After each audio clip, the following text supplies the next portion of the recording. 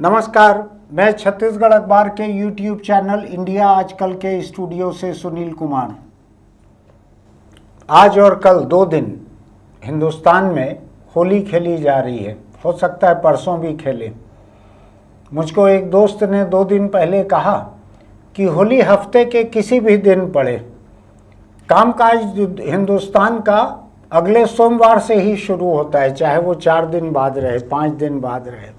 कुछ माहौल वैसा ही है। हमको भी एक कुछ काम था, तो जिससे काम था उसने कहा कि अभी होली के पहले इसको शुरू नहीं करते, क्योंकि होली के बाद 4 दिन तक कोई काम नहीं हो पाएगा। अखबार में लोगों की काम की आदत रहती है, तो 2 दिन के बाद ही काम पर हम लोग लग जाएंगे। लेकिन इन 2 दिनों के लिए, 3 दिनों के लिए मैंने तय किया है कि मैं हत्या, बलात्कार, इन सब के बारे में अभी 2 दिन थोड़ा राहत दूंगा दर्शकों को। इस बारे में नहीं बोलूँगा। अगर मैंने कल कुछ कह दिया था तो वो एक अलग बात है, आज नहीं कहूँगा मैं। पूरी दुनिया की नज़रें ईरान पे टिकी हुई हैं। ईरान पर अमेरिका और इजराइल, इनकी मिलीजुली फ़ौजें जिस अंदाज में बमबारी कर रही हैं और जिस अंदाज में बच्चियों के एक स्कूल पर ईरान पर बम बरसाए गए और उसमें शायद 150 के करीब बच्चियां मारी गई हैं। मैंने उस बारे में या तो लिखा है, आपके सामने कैमरे पे कहा है कि ये ट्रंप एप्स्टीन फाइल्स में बच्चियों के साथ सेक्स, बलात्कार, उनके देह शोषण की खबरों को दबाने के लिए, और इन खबरों को दबाने के लिए कि ट्रंप के सेक्स स्कैंडल से जुड़ी हुई एप्स्टीन फाइलें गायब हो जाने की भी खबरें आ रही हैं, ऐसी खबरों को दबाने के लिए ट्रंप ने ये हमला किया है इजराइल के साथ मिलकर। दूसरा एक ये भी है कि इजराइल ने ट्रंप की बाह मरोड़ी बंद कमरे में और कहा कि ये एप्स्टीन फाइलों की जितनी जानकारी है वो हमारी खुफिया एजेंसियों के पास है, जिसको तुमने डिलीट भी करवा दिया है, मिटा दिया है, वो भी हमारे पास है। तो या तो हमारा साथ दो ईरान को ख़त्म करने में, वरना ये फाइलें कब कहाँ से बाहर आएंगी हमको नहीं मालूम है। अंतर्राष्ट्रीय संबंधों में इस तरह की ब्लैकमेलिंग चलते रहती है। मैं अभी एक खबर देख रहा था जो कहती है कि जासूसी में जो देश आगे रहेगा वो जंग जीतेगा, उसकी संभावना ज़्यादा रहेगी।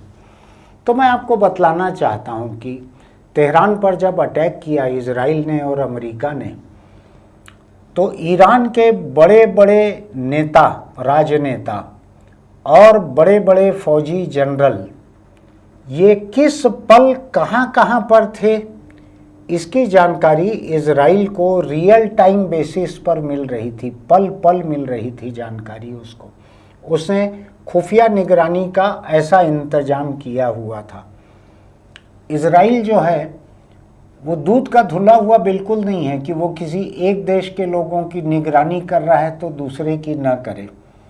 एक पेगासस सॉफ्टवेयर इजराइल की एक कंपनी ने बनाया था, जो दुनिया भर के टेलीफोन में घुसपैठ करके, आईफोन जो सबसे सुरक्षित माना जाता है उसमें भी घुसपैठ करके उस फ़ोन पे कब्जा कर लेता था।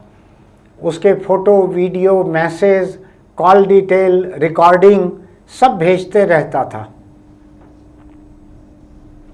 तो इजराइल के आस्तीन में इस तरह के बहुत सारे राज हैं, बहुत सारे ऐसे सॉफ्टवेयर हैं, खुफिया सॉफ्टवेयर, जासूसी सॉफ्टवेयर। तो ऐसा देश जो है जो ईरान पे नज़र रखता है, जिसने, आपको ध्यान होगा कि लेबनान में जिसने वहाँ के हिजबुल्लाह के जितने लोग थे, उसके बड़े बड़े नेता, कमांडर जितने भी थे, उन तक इसने ऐसे पेजर पहुंचा दिए थे, जो पेजर एक मैसेज भेजने पर सारे के सारे फूट गए, बस्ट हो गए। उस विस्फोट से ढेर सारे लोग मारे गए थे हिजबुल्लाह के। तो उसको ये पता था कि ये पेजर किस कंपनी को ऑर्डर दिया गया है। हालांकि हिजबुल्लाह ने या लेबनान ने अपने नाम से ऑर्डर नहीं दिया था, वो ऑर्डर कहीं से घूमते फिरते दिया गया था, लेकिन इतनी जासूस नज़रें हैं इजराइल की, इतना तेज है कि उसको मालूम था कि ये ऑर्डर जो है, ये पेजर, ये हिजबुल्लाह तक पहुंचेंगे। तो उसने वहीं पे, वहाँ से कंपनी से हिजबुल्लाह के बीच में कहीं पर उन पेजर को बदल दिया और विस्फोटक डले हुए, इतना इतना सा रहता है पेजर, ये माचिस के डिब्बी जितना, उन पेजर में विस्फोटक डाल के ऐसा सेटिंग करके भेजा कि जिस दिन एक संदेश जाए उस दिन सारे पेजर एक साथ फूट जाएं, ऐसा उसने किया। इसलिए दुनिया में निगरानी जो है, जासूसी, खुफिया जानकारी, निगरानी, ये सबसे बड़ा हथियार रहने जा रहा है।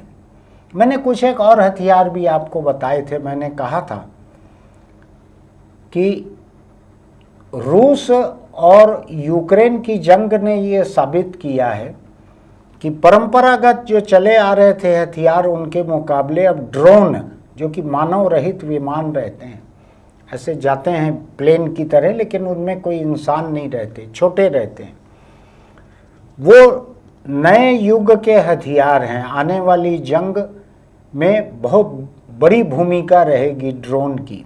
वो एक था। दूसरा, मैंने आपके सामने कहा था कि साइबर जंग लड़ी जाएगी, सरहद पे नहीं लड़ी जाएगी, साइबर जंग लड़ी जाएगी कि किसी देश के डेटा को तबाह कर देना। जैसे मान लीजिए कोई एक देश है जिसमें 10 करोड़, 20 करोड़, 50 करोड़ लोगों के पास एटीएम कार्ड है, सिम कार्ड है, क्रेडिट कार्ड है, उनका सबका डेटा ख़त्म कर दिया जाए तो क्या होगा? बैंक ठप्प हो जाएंगे, रिजर्वेशन ठप्प हो जाएंगे, ट्रेन के, प्लेन के, लोगों के पास कोई आईडी नहीं रह जाएगी कि उसकी जांच कैसे करें, कार्ड क्या दिखाएं, कुछ काम का नहीं रह जाएगा। मोबाइल फ़ोन नहीं रहेगा तो कुछ भी काम नहीं आएगा। इंटरनेट बंद हो जाएगा तो धड़कन रुक जाएगी देश की। तो मेरा ये मानना है कि अगला कोई जंग जो है वो साइबर अटैक से होगा, बजाय सरहद पे लड़ने के।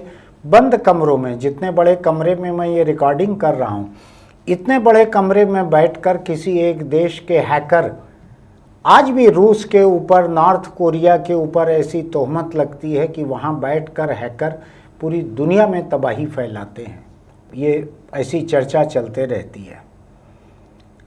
आपको ध्यान होगा कि एक वक्त था जब राइफलें लेकर लोग लड़ते थे, फौजी लड़ते थे, जिसमें एक बार में 1 या 2 गोली लगती थी, उसको चलाने के बाद फिर 2 गोली भरना पड़ता था। और एक वक्त ऐसा आता था कि आपके पास कारतूस खत्म हो गए तो उस राइफल के आगे एक संगीन जैसे लगे रहती थी, बैनट कहते थे उसको, एक लंबा चाकू, छुरी जैसा ऐसा सामने लगे रहता था कि आखिरी खंदक की लड़ाई लड़नी है, गोली खत्म हो गई है, तो उस राइफल को भाले जैसा इस्तेमाल करके उसका चाकू भोंक कर भी दुश्मन को मारा जा सके। एक वक्त ऐसा था। धीरे धीरे सब खत्म होते चले गया। अभी दिल्ली में जो AI कॉन्फ्रेंस कॉन्क्लेव हुआ है, उसमें जिस तरह से एक चीनी कुत्ता दौड़ भाग रहा था, कुछ कर रहा था, तो जाहिर है कि ऐसे कुत्ते जो हैं ये सरहद पर, दूसरी जगहों पर जासूसी के काम में आ सकते हैं, विस्फोटक ले जा सकते हैं।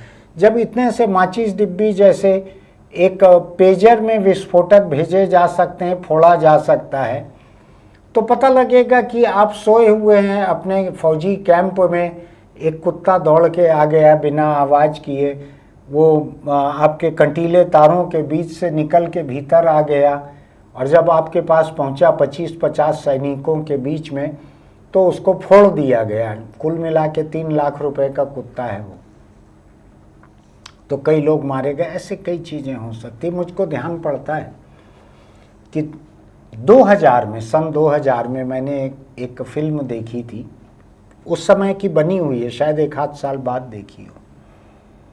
एनिमी ऑफ नेशन नाम था उसका, अमेरिकन फिल्म थी। उसमें सरकार जो रहती है अमेरिका की, वो अपने ही लोगों के ऊपर निगरानी रखने का ऐसा एक सिस्टम डेवलप करती है कि आपके घर के एक एक हिस्से में, आपके बाथरूम में, किचन में, इधर उधर उनके जासूस घुस के कैमरे लगा देते हैं, माइक्रोफोन से सुनते रहते हैं। जिसके घर में लगाए हैं वहाँ पास में बैठ के एक वैन में वहाँ से सुनते रहते हैं। अब तो ज़रूरत नहीं है, ये तो 25 साल पहले की बात है। अब तो इज़राइल जो है सैटेलाइट से ही सुनते रहता है पूरी दुनिया की बातचीत। और ईरान में उसने पहले भी किया है 2-3 साल पहले, कि सैटेलाइट से ही कमांड भेज के एक ट्रक में फिट कर दी गई एक गन, उस गन से मर्डर कर दिया था एक बड़े साइंटिस्ट का या फौजी अफसर का। कोई इंसान थे ही नहीं उस ट्रक में। ऐसा भी कर चुका है वो कुछ साल पहले। तो ये बात समझने की ज़रूरत है कि इज़राइल, जिसके बारे में आज शक है कि एप्स्टीन फाइल जैसी बहुत सारी जानकारी को लेकर, और ट्रंप की ज़िंदगी जो है वो तो पूरी की पूरी एडल्ट लाइफ है। पता नहीं ये जब माइनर था, नाबालिग था, उस वक्त भी इसकी ज़िंदगी ऐसी ही एडल्ट थी या क्या थी मुझको नहीं मालूम है। लेकिन ऐसी एडल्ट ज़िंदगी जीने वाले व्यक्ति को इज़राइल ने एकदम ही हजारों लाखों उसके फ़ोटो, वीडियो, मैसेज, रिकॉर्डिंग सब कुछ करके रखा हुआ होगा, और उसकी बाह मरोड़ने की ताकत है उसके पास। दुनिया में इसमें कुछ भी अटपटा नहीं माना जाता है, ब्लैकमेल करके अपना काम करवाना। ये केवल लोकल ब्लैकमेलर नहीं रहते हैं कि लड़की को उसका न्यूड वीडियो दिखाकर कहें कि ये 4 मेरे दोस्त हैं, इनको खुश करो नहीं तो तुम्हारा वीडियो फैला देंगे। ये पूरे दुनिया में प्रचलित तरीका है। एप्स्टीन और करता क्या था, दुनिया भर के बड़े बड़े लोगों को, कारोबारियों को, राजाओं को, राष्ट्रपति, प्रधानमंत्री, मंत्री को, इनको बुला के और क्या करता था, यही करता था। आज जो तस्वीरें सामने आ रही हैं ये सब एप्स्टीन के लगे हुए कैमरों की तस्वीरें, वीडियो, यही सब हैं जो संसद देख रही है अमेरिका की। तो इस बात का ध्यान रखिएगा, अगली जंग जीतने की संभावना उसी की ज़्यादा रहेगी जिसका खुफिया नेटवर्क सबसे ज़्यादा मजबूत रहेगा। और खुफिया नेटवर्क कई तरह से काम आएगा। किसी देश के नेताओं को, वहाँ के फौजी अफसरों को, वहाँ के हथियार कंपनियों के मालिकों को, कई लोगों को ब्लैकमेल किया जा सकता है। ऐसा नहीं है कि सत्ता को ही ब्लैकमेल किया जा सकता है। हो सकता है कि कुछ एक टीवी एडिटर्स, कुछ एक न्यूज़पेपर एडिटर्स, कुछ एक सोशल मीडिया इन्फ्लुएंसर की नब्ज अगर इजराइल के हाथ में होगी तो हो सकता है उनको भी ब्लैकमेल करे और कहे कि ये माहौल बनाओ, हम स्क्रिप्ट लिख के दे रहे हैं, ऐसा संपादकीय लिखो, ऐसा यूट्यूब वीडियो बनाओ, ऐसा समाचार में दिखाओ, ऐसा अखबार में कॉलम लिखो। ये भी कह सकता है वो देश। कई तरह के उसके इजराइल की ब्लैकमेलिंग के, उसकी साजिशों के, उसके कोई अंत नहीं है। इतने तरह के काम हैं उसके, इसलिए ये खबर मुझको एकदम ज़रूरी और सही लगती है। आप ये फिल्म ढूंढ के देखिएगा, यूट्यूब वगैरह पे आपको मिल जाएगी या नेटफ्लिक्स या किसी जगह होगी। एनिमी ऑफ नेशन, थोड़ा इधर उधर कुछ होगा तो मुझको नहीं मालूम, देखिएगा इसको। गजब की फिल्म है। ये बतलाती है कि जब सरकार अपने लोगों पर निगरानी पे उतारू होती है तो वो क्या क्या कर सकती है। अब आप सोचिए, अगर ऐसी निगरानी, ये 2000 में फिल्म बनी है, 25 साल बाद आज दुनिया कहाँ के कहाँ पहुँच गई है। उस समय तो एआई का ठिकाना नहीं था 2000 में। आज तो बच्चे बच्चे एआई का इस्तेमाल कर रहे हैं। मैं सुबह से 3 घंटे एआई के साथ गुजार चुका हूँ। तो अब निगरानी कितनी ज़्यादा हो जाएगी। जो हजारों कैमरे निगरानी कर रहे हैं उनकी रिकॉर्डिंग को किस तरह से एआई उनका विश्लेषण करके, एनालिसिस करके आपके सामने कुछ निष्कर्ष रख देगा, इसका कोई अंत नहीं है। फिलहाल इजराइल से सावधान रहने की ज़रूरत है, ध्यान रखिएगा। दुनिया का सबसे बड़ा ब्लैकमेलर, सबसे बड़ा सूदखोर और सबसे घटिया देश है। इस दुनिया में हिटलर के बाद उतना घटिया यही एक देश है। जर्मनी घटिया नहीं था, लेकिन हिटलर के टक्कर का घटिया है ये नस्लवादी देश है ये। और ध्यान रखिएगा, इजराइल के कोई भी सामान आप इस्तेमाल करेंगे तो हो सकता है उसका मोबाइल फ़ोन, उसका लैपटॉप, उसकी कोई भी चीज़ आपके ऊपर निगरानी रखती हो। और आपको ब्लैकमेल करने की वजह वो ढूंढ लेगा। सावधान रहिएगा इसको लेकर। फिर मिलेंगे। आपको लगता है कि मैंने कोई तर्क की बात की है आपसे, तो हमारे YouTube चैनल इंडिया आजकल को सब्सक्राइब कीजिएगा, लाइक कीजिएगा, नोटिफिकेशन की बटन दबाइएगा, इस वीडियो का लिंक इसको दोस्तों तक भेजिएगा। सबका सावधान रहना ज़रूरी है। मैं कह रहा हूँ आपसे, मेरा अंदाज ये है कि इज़राइल बहुत सारे देशों की बाह मरोड़कर उनको ब्लैकमेल कर रहा है। आप भी सोचिएगा इस बारे में, कमेंट बॉक्स में लिखिएगा क्या कहना है आपका। चलते चलते छोटी सी सलाह, अगले 2 दिन 3 दिन होली के जश्न के रहेंगे, खूब रंग उड़ेगा। और हिंदुस्तान में आजकल कोई भी जश्न मनाने का, कोई भी त्यौहार मनाने का अकेला तरीका हो गया है कि जम के दारू पियो, जम कर नशा करो।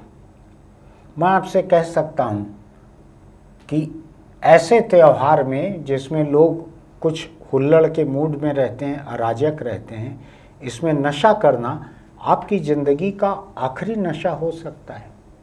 कई लोग ऐसे मरते हैं, और जो मारते हैं वो उम्र कैद में भी जाते हैं, जेल में।